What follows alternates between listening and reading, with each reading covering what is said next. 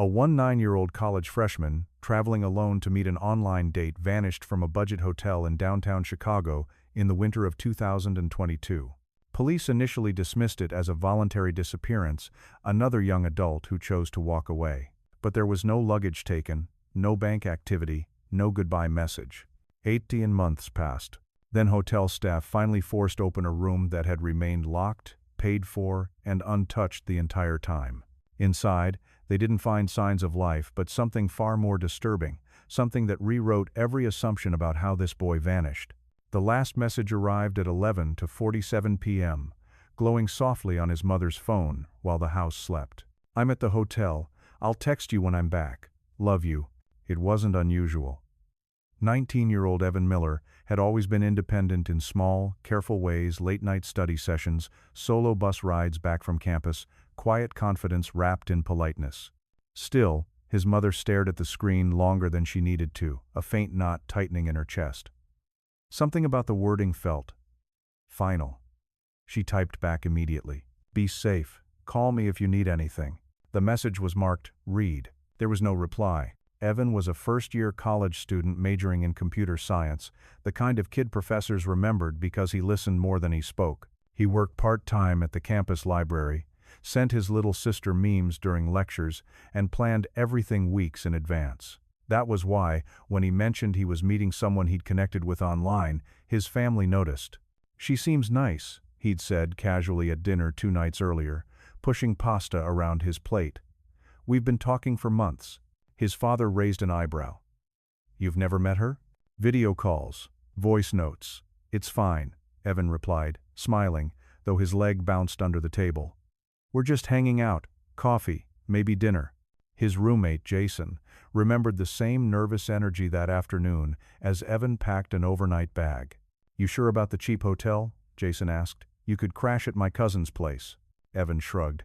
"I don't want to be awkward. It's just one night." By early evening, Evan boarded a bus heading downtown, earbuds in, phone in hand. Texts went back and forth, light, playful, normal. At 9:12 p.m., he sent Jason a selfie from the bus stop outside the hotel. Neon lights bled into the wet pavement behind him. "Made it. Wish me luck." The hotel was the kind people forgot as soon as they left. Beige exterior. Flickering sign. A lobby that smelled faintly of disinfectant and old carpet. Evan checked in alone, paid in advance, and declined housekeeping. Room 317. At 10:03 p.m., his phone location pinged inside the room. At 10:18 p.m., he sent one last message to the online date. "I'm here." There was no response. Time crawled past midnight. Jason woke briefly at 1 a.m., noticed Evan hadn't come back, and assumed the night had gone better than expected. Evan's mother woke again at 3 a.m., glanced at her phone, and told herself not to worry. Morning came. By noon, no one had heard from him. Calls went straight to voicemail. Texts stayed unread. His bank account showed no activity after the hotel charge. When his mother contacted the hotel, the front desk clerk sounded bored. "Yes," he checked in. "No, we haven't seen him leave. Maybe he went out early." By evening, panic replaced patience. Police took the report reluctantly. "He's an adult," they said. "Probably met up with someone." But when officers finally checked the room days later, Evan's backpack was still there. His charger lay coiled neatly beside the bed. His wallet sat untouched on the desk. And the door to room 317 was locked from the outside. The last confirmed thing Evan Miller ever did was read a message at 11:47 p.m. After that, he vanished. The hallway outside room 317 was always too quiet. Even during peak hours, guests later said the third floor felt abandoned, lights dimmed to a sickly yellow, carpet stained with shapes no one tried to identify, the hum of an ancient ice machine echoing like breath through a long tunnel. It was the kind of place people passed through quickly, eyes down, keys clenched tight in their hands. Evan's door sat at the far end of the corridor, locked. When police arrived 2 days after his disappearance, they didn't treat the hotel as a crime scene. No tape. No urgency. Just 2 officers and a clipboard, asking questions that felt rehearsed. Did he seem upset? No. Anyone visit his room? Not that we know of. The front desk clerk barely looked up from the computer. People come and go all the time, she said. We don't track that. Security cameras were the next problem. The lobby camera worked grainy footage showing Evan checking in alone, backpack slung over one shoulder, shoulders tense but posture straight. He paused once at the desk, glanced at his phone, then took the keycard without smiling. That was the last clear image of him. The cameras covering the stairwell and third-floor hallway? Under maintenance, management said. One officer sighed. Convenient. When police finally entered room 317, nothing screamed struggle. The bed was neatly made, untouched. The bathroom sink was dry, no broken items, no blood, no signs of a fight. But the details didn't add up. Evan's shoes were lined up by the door. His jacket hung on the back of the chair. His phone charger was plugged into the wall, cable looped carefully, like he always did at home. His backpack sat against the desk, half unzipped, textbooks inside. He didn't leave for long, Jason said later, standing in the doorway, face pale. This is how he packs when he's coming back. Police chalked it up to a simple explanation. Evan stepped out to meet someone and never returned. But there was a problem with that theory. The door had been locked from the outside. Hotel key logs showed the same card Evans used to lock it around midnight. No other entries, no reactivations, no staff access. Could someone have followed him out? His mother asked an officer, her voice cracking. It's possible, the officer replied, already sounding unconvinced. Then there was the payment. The room had been booked for one night.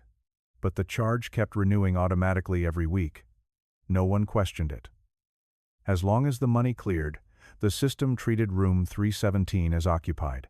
Housekeeping never entered. There was a do not disturb sign, a cleaner said months later. We don't touch those. Days turned into weeks. The hotel didn't call police again. Management didn't flag the room.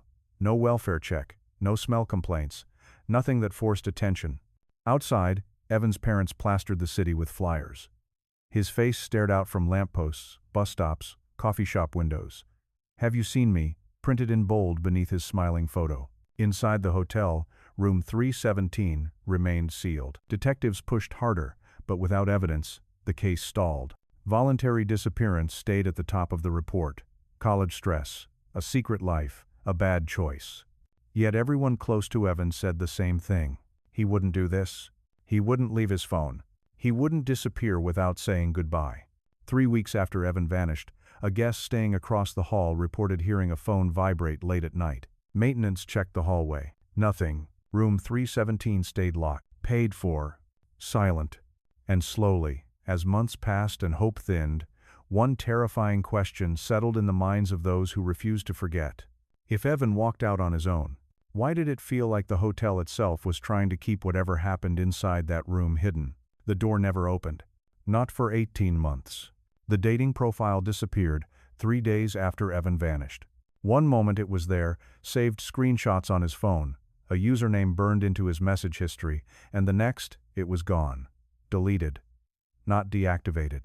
Erased so completely that even customer support claimed it had never existed. Detective Ramirez stared at the empty screen, jaw tight. That's not normal, he muttered. Evan's parents sat across the table, hands clasped, listening as investigators laid out what little they had managed to recover. The profile name Lena K92, photos of a young woman with dark hair and a half smile, always taken at angles that avoided full clarity. No friends tagged, no geolocation data, no linked social accounts. She said she lived downtown, Evan's mother whispered. She told him where to meet, but when police traced the IP addresses from Evan's messages, they led nowhere consistent. One pinged from another state, another bounced through an overseas server. A third routed through a public Wi-Fi network blocks away from the hotel. Could be a VPN, a cyber analyst explained. Or multiple people. Or someone who knew exactly how to stay invisible. They dug deeper into Evan's phone backups, voice notes, late-night calls, long conversations about classes, music, childhood memories. The voice on the other end sounded real warm, patient, reassuring. Jason listened to one of the recordings and swallowed hard. She sounds normal, he said, like someone you'd trust. That was the worst part. There were no overt red flags, no requests for money, no pressure to meet alone, no sudden emotional manipulation. Whoever Evan had been talking to understood pacing, understood restraint. Understood Evan. Then came the timestamp that changed everything. 2 weeks after Evan vanished, the Lena K92 account logged in again. Not to message anyone, not to post. Just a silent login confirmed by the platform's internal logs after a subpoena. Detective Ramirez leaned back in his chair when he read it, so someone still had access. Or wanted us to know they did, his partner replied. Police canvassed the area around the hotel again, focusing on nearby cafes, bars, and bus stops. A bartender remembered Evan, vaguely quiet kid, sat alone, checked his phone a lot. I think he was waiting for someone, she said. He kept looking at the door. Security footage from a coffee shop across the street showed Evan entering alone around 10:30 p.m., ordering a drink, sitting near the window. At 10:52, he stood abruptly, grabbed his bag, and walked out, eyes fixed on something off camera. No one followed him into frame. That was the last confirmed sighting. Theories multiplied. Catfishing, targeted abduction, a setup that went wrong, but none explained the locked door, or why Evan's belongings were left behind as if he'd planned to return within minutes. Late one night, Evan's mother sat at his desk, scrolling through old messages, rereading words that now felt loaded with hidden meaning. I'll take care of you. Trust me. You won't be alone. She closed the laptop, hands trembling. Across town, the hotel continued operating as usual. Guests checked in. Guests checked out. Staff avoided the third floor when they could. Room 317 stayed paid for. Stayed sealed. Then, 8 months after Evan vanished, a new detail surfaced, one no one noticed at first. A maintenance worker, reviewing old logs, realized something strange. The automatic payments for room 317 weren't coming from Evan's bank account anymore. They were coming from a prepaid digital wallet. Anonymous. Intraciable. Still paying to keep that door closed. As if someone, somewhere, wasn't finished with the room yet. By the 9th month, room 317 had become a ghost no one acknowledged. The hallway lights still flickered, but staff moved faster past that end of the corridor. Carts rattling a little louder, eyes fixed straight ahead. No one admitted it openly, but everyone knew the room was strange, paid for, locked, silent, untouched since the night a college boy walked in and never walked out. Hotel policy made it easy to ignore. As long as payment cleared, a room was considered occupied. As long as the Do Not Disturb sign hung from the handle, housekeeping stayed away. No knock, no welfare check, no questions. People don't want trouble, one former employee later admitted. Especially not that kind. Evan's parents, meanwhile, lived inside a different kind of locked room, one made of waiting. Every phone call tightened their chests. Every unknown number sparked hope that burned out seconds later. They marked time in small humiliations. Flyers torn down by rain, search parties shrinking in size, detectives returning calls less frequently. Sometimes I feel like he's still out there, his mother told Detective Ramirez during a follow-up meeting. Like he's stuck somewhere, waiting. Ramirez didn't answer right away. He'd been to the hotel again that morning, standing outside room 317, listening to nothing. No hum of electronics, no footsteps, just the faint smell of industrial cleaner and old carpet. I don't understand how no one opened it, he finally said. Not once. Management changed hands in the 10th month. New supervisors. New policies. Old problems inherited without context. Room 317 was just another line item in the system, occupied, paid, no service requested. Until the payments stopped. 18 months to the day after Evan checked in, the automatic charge declined. No alert sounded. No urgency followed.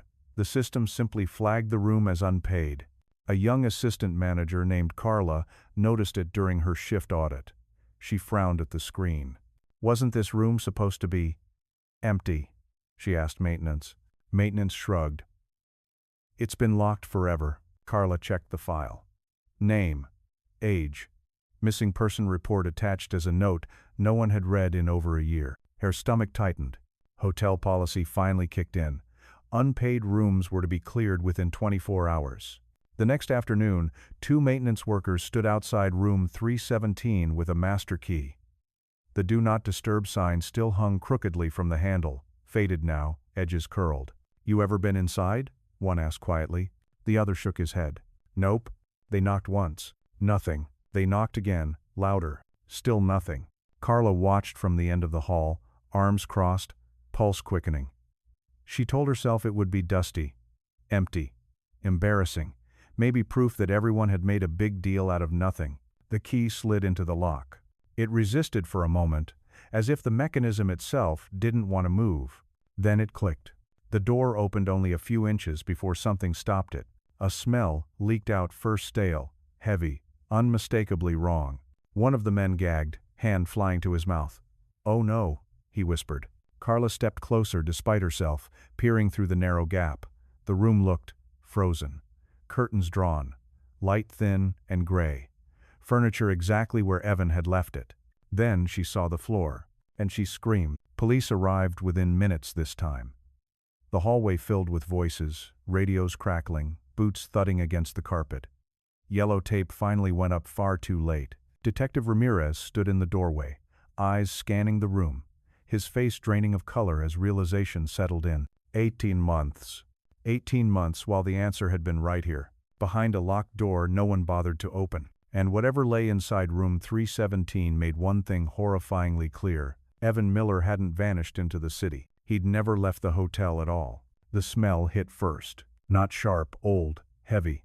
Like air that had been trapped too long, carrying secrets it wasn't meant to keep. Detective Ramirez paused at the threshold of room 317, one gloved hand pressed against the doorframe, eyes scanning before his mind could catch up. Nothing had moved. The curtains were still drawn, just as they'd been 18 months earlier. A thin blade of daylight cut through a gap in the fabric, illuminating dust that floated like ash. The bed remained neatly made. The desk lamp was off. Evan's backpack leaned against the chair, exactly where police had seen it the first time. But the floor told a different story. Near the bathroom doorway, partially obscured by shadow, lay Evan Miller. He was seated upright against the wall, knees drawn slightly toward his chest, as if he'd slid down slowly and stopped there. His head tilted forward, chin resting against his collarbone. Time had done what time always does, softened edges, erased warmth, but there was no mistaking who it was. One officer turned away immediately, swallowing hard. "He never left," someone whispered. For a moment, no one spoke. Radios crackled and fell silent. Even the building itself seemed to hold its breath. There were no signs of violence, no blood, no overturned furniture, no defensive wounds visible where skin remained.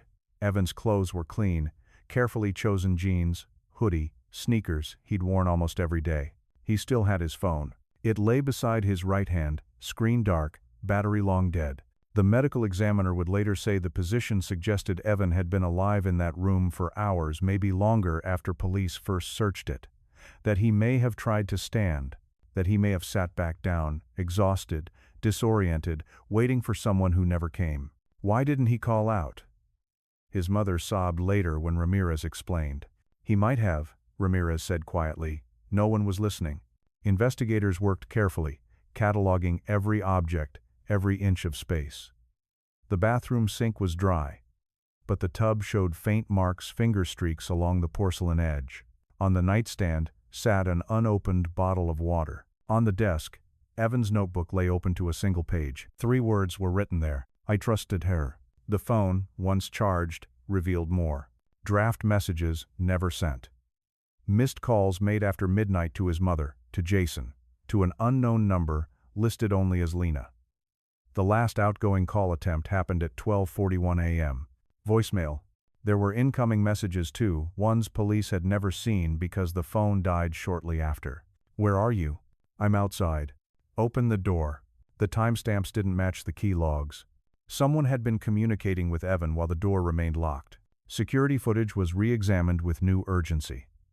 This time, detectives noticed something they'd overlooked before: a shadow passing the end of the third-floor hallway at 12:17 a.m. A shape too tall to be Evan, pausing, then retreating out of frame. No keycard used. No record. Just presence. The official cause of death would later be ruled as dehydration complicated by an acute medical episode brought on by stress. A quiet way to die. A slow one. The kind that leaves room for terrible what-ifs. If the room had been checked again, if someone had ignored the sign, if the door had been opened even one more time. As Evan's father stood in the doorway days later, Escorted briefly by police, his gaze fixed on the place where his son had waited, his voice broke. "He didn't disappear," he said. "He was abandoned." And as detectives pieced together timelines, payment logs, and digital shadows, one truth emerged cold and undeniable. Someone knew Evan was in that room. Someone paid to keep it closed.